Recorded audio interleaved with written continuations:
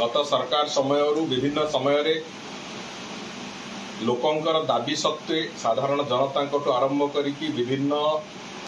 फ्राटर्निटीर विभिन्न वर्गर लोकंकर दाबी सत्वे रत्न भंडार उपर जो एक कुहेलिका सृष्टि होता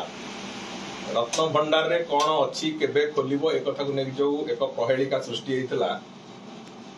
से संपर्क रे आमे एक अंत स्थिति को आसुचे बहु विचार विमर्श परे माननीय मुख्यमंत्री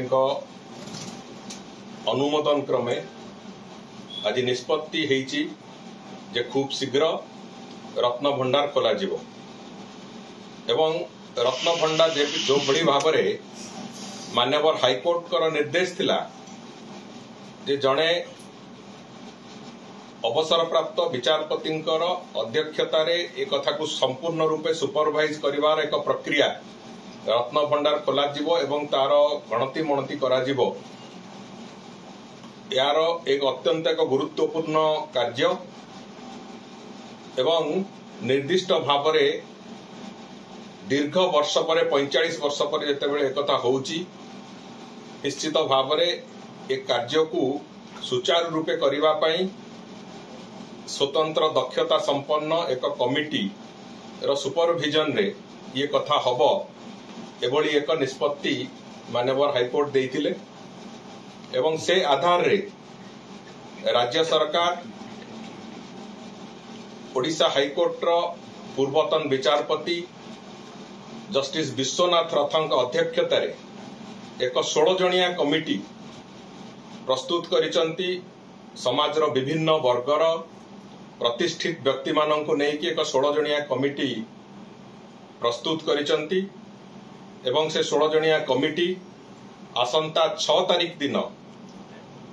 बैठक तांकर हबो को भली भाव में कार्य आगु को जीव तार मोडालिटी से माने प्रस्तुत करिवे एवं प्रभुंकर श्रीगुंडीचा यात्रा परे यात्रा जेतेबेले प्रभु मंदिर रे नथिबे सेई भितरे को दिन ठू रत्न भंडार खोला जीव रत्न भंडार रो भीतर रत्न भंडार रो मरामती हबो एवं गणति मणति कार्य आरंभ हबो से बाबद रे कमिटी 6 तारीख दिन बसिकी से बाबद रे निष्पत्ति नेबे एवं 6 तारीख दिन से माने को भली प्रक्रिया रे गणति हबो एवं को एक्सटर्नल एजेंसी हुंतु कि कहा से संपृक्त करा जिवो विभिन्न प्रकार जो अलंकार एवं विभिन्न पदार्थर मान परीक्षण पई से सबु कथा को कमिटी संपूर्ण भाव में निष्पत्ति नेबे एवं 6 तारीख दिन से माने जेमिति निर्देश देबे जेमिति निष्पत्ति नेबे सेही आधार रे सरकार तांकर निर्धारित तारीख अनुसार रत्न भंडार खोलिबार प्रक्रिया आरंभ करिवे कोठी बसिबे सर से माने पूरी रो हमर टेम्पल एडमिनिस्ट्रेशन ऑफिस रे जो कॉन्फ्रेंस हॉल अछि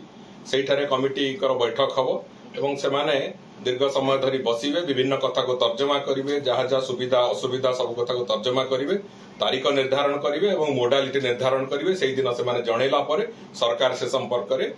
स्पष्ट चित्र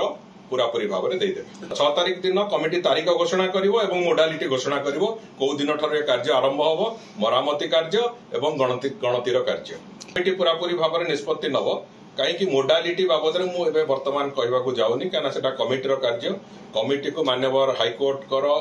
जो क्षमता दि जाइए तेणुक माननीय हाईकोर्ट कर जो निर्देश अच्छी से दृष्टिकोण ये गोटे उच्च दायित्व संपन्न कमिटी ये कमिटी जेमिति निष्पत्ति नब जो भली ढांचारे कहबो पूरा कार्य को